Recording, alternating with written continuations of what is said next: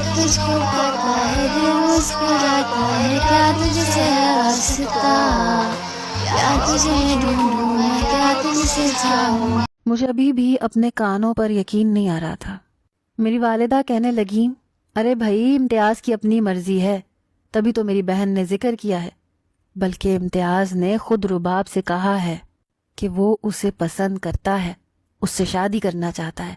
ये सुनकर भी मुझे अपने कानों पर यकीन नहीं आया था, इसलिए मैं सीधा इम्तियाज़ के कमरे में चली गई।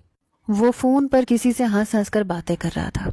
जब मैं कमरे में गई तो उसने फ़ौरन से ये कहकर फ़ोन रख दिया कि मैं बाद में बात करूँगा। उसने फ़ोन बंद कर दिया और मुझे मुस्कुराते हुए देखने लगा। मैंने कहा, क्या आप रुबाब को पसंद करते हैं? क्या आप वाकई रुबाब से शादी करना चाहते हैं? मेरी बात सुनकर वो हंसने लगा, कहने लगा, और क्या, अब तो तुम्हारा और मेरा रिश्ता और भी मजबूत होने वाला है, तुम्हारा बहनोई बनने वाला हूं मैं तो उसकी बात सुनकर हैरान थी। इस कहानी को सुने बहुत ही बड़ी सीख मिलेगी। यूनिवर्सिटी के एक लड़के ने अपने सर से सवाल किया कि सर शादी करनी चाहिए या नहीं करनी चाहिए। तो सर बोले, कल मेरे घर आ जाना, पता लग जाएगा, और हाँ ठीक दिन के 12 बजे आना।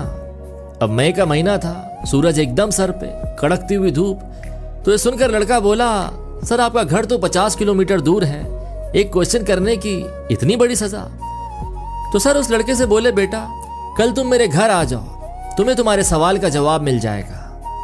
खैर लड़का अगले दिन ठीक 12 बजे गर्मी में सड़ता हुआ सर के घर पहुंच गया। तो सर घर से बाहर निकले और बीवी को आवाज लगाई, जरा लैंप लेकर आना, मेरी निडल गिर गई है। तो बीवी बोली, आई, और थोड़ी देर में दौड़ी हुई लैंप जलाकर ले आई। अब दोनों मियाँ बीवी मिलकर निडल ढूंढने लगे। लड़के ने जब देखा कि दोनों मियाँ बीवी दिन की रोशनी में, कड़कती हुई धूप में लैंप जलाकर निडल ढूंढ रहे हैं, तो बोला, सर जी मैं चला, मुझे अपने सवाल का जवाब मिल गया। सर बोले, क्या मिला? तो बोला, आप दोनों ही पागल हैं।